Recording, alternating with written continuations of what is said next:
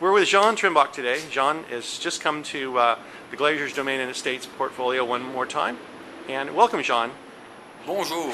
Welcome. I was just listening to your presentation inside, and you were mentioning something about your landscape, the Vosges Mountains being very dry and very hot. And we happen to be in Texas today where it's very dry, not, and very hot, yes. Maybe give us a few minutes about your landscape there. Well, what's very important for us in Alsace, in fact, is the climate. And as you just mentioned, we are very well protected by the Vosges Mountains. And as a result, we have a very low rainfall.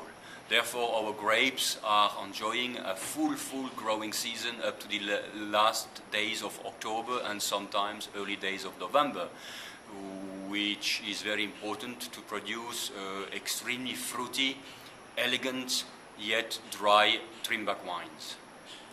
Jean, let's say the last four vintages, 07, 08, 09, and 2010.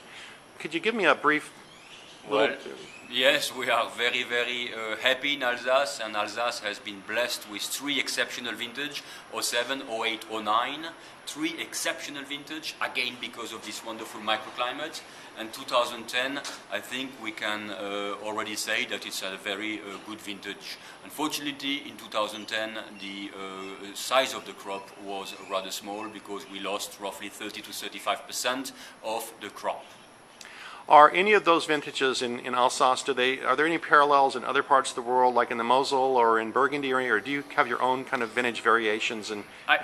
I think that Alsace has its unique vintage chart, absolutely, because of that microclimate. But once in a while, we could say that the Mosel has a great vintage and Alsace has the same equal quality.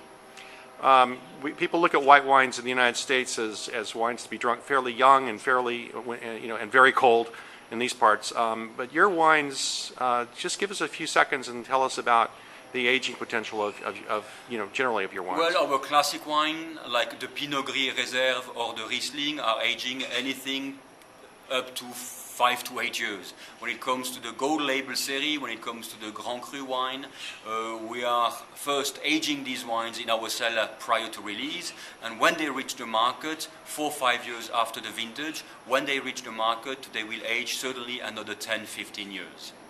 And then last question, I understand you're not a big fan of oak or malolactic.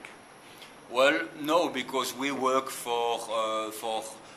we tend to try to reach as much fruit as possible, and we like acidity, we like ripe acidity, because ripe acidity supports the fruit and supports the ageability, and ripe acidity at the same time combines with fine food extremely well.